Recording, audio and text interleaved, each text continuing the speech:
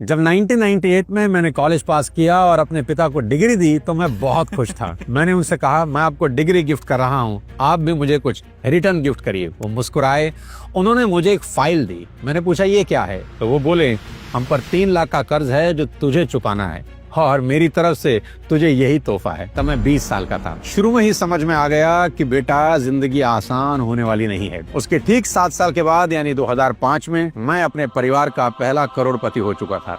2012 में पहली मर्सिडीज खरीदी और आज मर्सिडीज एस क्लास से चलता हूँ।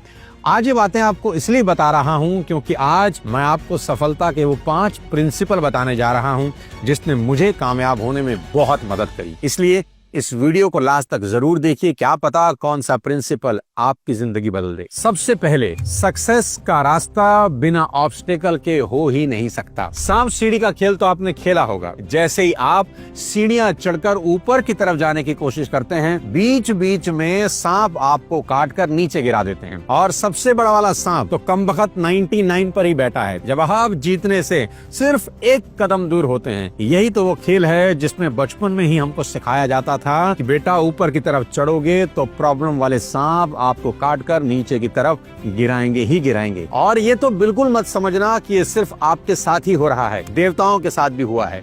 ऋषि मुनियों की तपस्याएं भी अप्सराएं भंग करने आती थी। इसलिए आज से और अभी से अपनी सभी बाधाओं को अपनी सक्सेस का टोल टैक्स मान लेना कि भाई, ये तो देना ही होगा और इसे चुकाने के लिए तैयार हो जाना। ऐसा सोच लो कि भगवान भी टोल टैक्स लिए बिना आगे नहीं जाने देंगे। और हाईवे जितना शानदार चाहते हो ना, टोल उतना ही भरना होगा। और सभी कामयाब लोगों ने इस तरह के टोल टैक्स भरे हैं। जब हावर्ड शूल्स स्टारबक्स के लिए पैसा इकट्ठा कर रहे थे तो 217 लोगों ने उन्हें मना कर दिया। सोचो, अगर 217 लोगों के मना करने के बाद वो बैठ जाते तो आज स्टारबक्स नहीं होता। हंगरी के सैनिक कैरोली टैक्स दुनिया के टॉप के शूटर थे। 1940 में ओलंपिक में गोल्ड जीतना उनका सपना था। अनफॉर्चुनेटली 1938 में यानी ओलंपिक के 2 साल पहले उनके अपने हाथ में हथगोला फट गया और उनका राइट हैंड काटना पड़ा। लेकिन वो अलग मिट्टी के बने थे।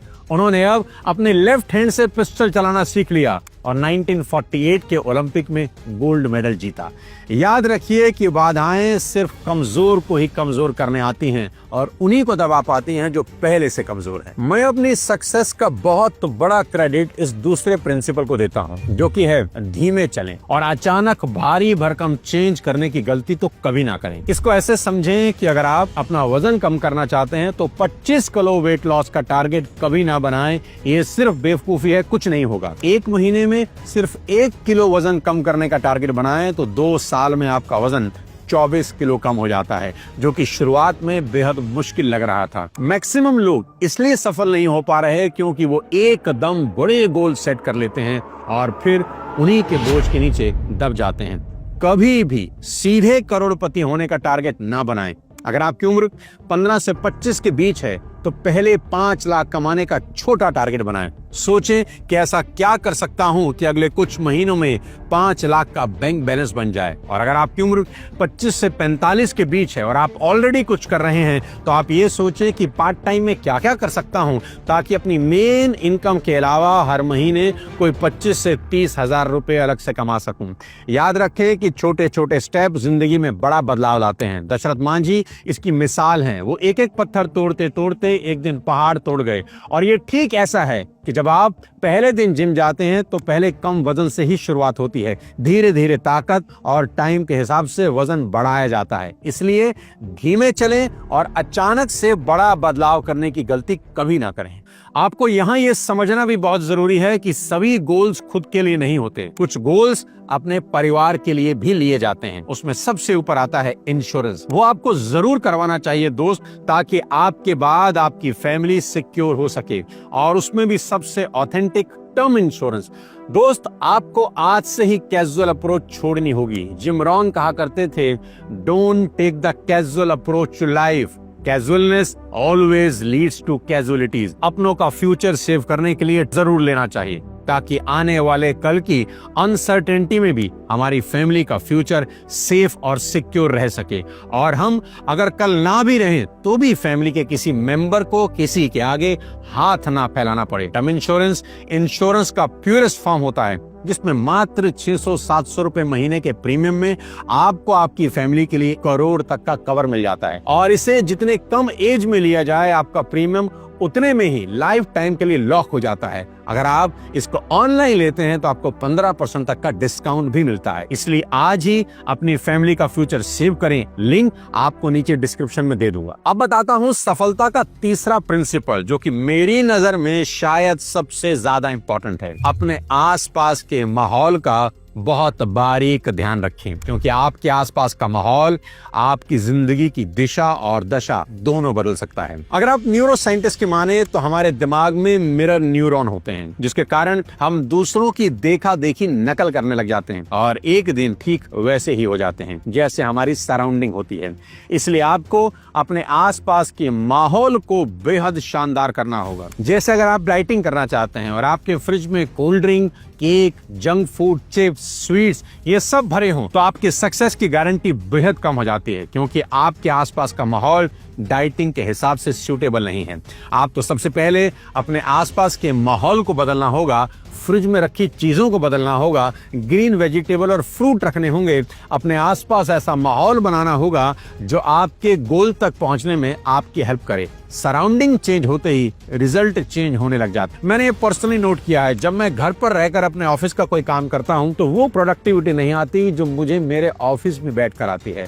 ऑफिस जाते ही जैसे दिमाग की बत्ती जल जाती है और सब याद आने लगता है, ये भी करना है वो भी करना है, और घर पर लगता है कोई काम ही नहीं है। आपकी सराउंडिंग आपके दिमाग को बहुत इंपैक्ट करती है। मेरी बात नोट कर लें, अगर आपको मैराथन दौड़ना है तो उनके साथ प्रैक्टिस बिल्कुल ना करें जो 100 मीटर दौड़ रहे हैं, बल्कि उनके साथ प्रैक्टिस करें जो मैराथन ही दौड़ रहे हैं। कहते हैं ना, अगर जीवन में बाज की तरह आसमान छूना चाहते हैं तो मुर्गों का साथ छोड़ना होगा। अपने आसपास का माहौल बेहतर कीजिए, आपका जीवन धीरे धीरे बेहतर होने लगेगा। अब बताता हूँ सफलता का चौथा और बेहद खास प्रिंसिपल, वो है किसी भी काम को करने की आपकी इच्छा। शुरुआत में ही मुझे समझ में आने लग गया था कि जबरदस्ती किया गया कोई भी काम आपको अमीर नहीं बना सकता। कोई भी काम जबरदस्ती नहीं, जबरदस्त करना चाहिए। अमेरिका के मशहूर डॉक्टर एडवर्ड टेलर से एक बार किसी ने पूछा, क्या कोई भी बच्चा साइंटिस्ट बन सकता है? टेलर ने जवाब दिया, साइंटिस्ट बनने के लिए बहुत तेज दिमाग की जरूरत नहीं होती, ना ही किसी चमत्कारी याददाश्त की जरूरत होती है, ना ही स्कूल कॉलेज में बहुत ज्यादा नंबरों की जरूरत होती है। वैज्ञानिक बनने के लिए सिर्फ ये जरूरी है कि बच्चे की विज्ञान में गहरी रुचि हो, गहरी इच्छा हो। जिसकी जितनी ज्यादा इच्छा होगी वह उतना ही बड़ा वैज्ञानिक बन सकता है। किसी भी काम में अगर आपका इंटरेस्ट है तो आप हमेशा जोश और जुनून से भरे रहेंगे। थकावट आपको दूर दूर तक नहीं होगी। आप 18 घंटे बिना थके काम करते रहेंगे, जबकि ऑर्डिनरी लोग 7 से 8 घंटे में थक जाते हैं, क्योंकि वो एक ऐसा काम कर रहे होते हैं जो वो करना ही नहीं चाहते। पुरानी कहानी सुकरात की है। जब एक युवक ने सुकरात से पूछा कि वह कामयाब कैसे हो सकता है, सुकरात उसे झील के अंदर ले गए, और जब पानी 4 फीट तक गहरा हो गया तो सुकरात ने अचानक उस युवक का सर पानी में डुबो दिया, और जब वह हवा के लिए छटपटाने लगा और उसका दम घुटने लगा, तब जाकर सुकरात ने उसका सर पानी से बाहर निकाल दिया। उसके बाद सुकरात ने युवक से कहा, जब तुम्हारे अंदर सफलता हासिल करने की इतनी ही इच्छा होगी जितनी पानी के अंदर सांस लेने की थी, तो दुनिया की कोई ताकत तुम्हें कामयाब होने से रोक नहीं पाएगी। दोस्तों, सफलता का 5वां और बड़ा ही शानदार प्रिंसिपल है इवेल्युएट करना। इस भागती दौड़ती जिंदगी में कदम कदम पर खुद को इवेल्युएट जरूर करते रहें कि आपका जीवन सही दिशा में बढ़ भी रहा है कि नहीं। सेल्स की भाषा में इसे मॉनिटरिंग कहते हैं। मैं जब भी किसी कंपनी के सेल्स के लोगों को कोच करता हूं तो उनसे कहता हूं कि आप अपना डेटा जरूर मेंटेन करें, क्योंकि जिन चीजों को आप मेजर नहीं कर सकते उनको आप बेटर नहीं कर सकते। मेरी ये बात समझाने से एक बार एक सेल्स ऑर्गेनाइजेशन ने जब अपने सभी सेल्समैन का डेटा मॉनिटर किया तो पता चला क्योंकि सेल्स प्रोफेशनल का 75% बिजनेस किसी भी प्रोस्पेक्ट से 5 बार मिलने के बाद होता है। यानी जब तक वो अपने क्लाइंट से 5 बार न मिलने, सेल्स मैच्योर नहीं होती। पर उनके मैक्सिमम सेल्स पीपल प्रोस्पेक्ट से 5 बार मिलने से पहले ही हार मान रहे थे। तो उनको समझ ही आया कि हमारे लोगों को उनके प्रोस्पेक्ट से कम 5 बार मिलना ही चाहिए ताकि सेल्स कन्वर्जन बढ़ सके। लेकिन क्या बिना डेटा मेंटेन किए इस बात को समझा जा सकता है? कभी नहीं। देखो दोस्त, कोई भी डॉक्टर आपका ट्रीटमेंट करने से पहले आपकी ब्लड टेस्ट रिपोर्ट देखता है। उसमें क्या देखता है? डेटा ही देखता है कि आपका ब्लड शुगर लेवल कितना है, पॉइंट कितने हैं, आपका हीमोग्लोबिन कितना है, यूरिक एसिड कितना है। बिना डेटा देखे उसको कैसे पता चलेगा कि शरीर के अंदर क्या चल रहा है? डेटा ही डॉक्टर को बताएगा कि एक पेशेंट का इलाज कैसे करना है। उसी के हिसाब से वो मेडिसिन देगा और फिर ये भी कहेगा कि 1 महीने के बाद दोबारा ब्लड टेस्ट रिपोर्ट लेकर आना, तभी पता चलेगा कि मेडिसिन असर कर रही है या नहीं। फिर से डेटा ही देखेगा। आपको भी हफ्ते में एक बार अपनी ही मॉनिटरिंग करनी चाहिए कि आपका रोज का टाइम किन किन एक्टिविटी में खर्च हो रहा है, प्रोडक्टिव टाइम कितना है, अनप्रोडक्टिव कितना है। जब आपका डेटा आपके सामने होगा तो आप उसमें अपने हिसाब से सुधार कर सकते हैं।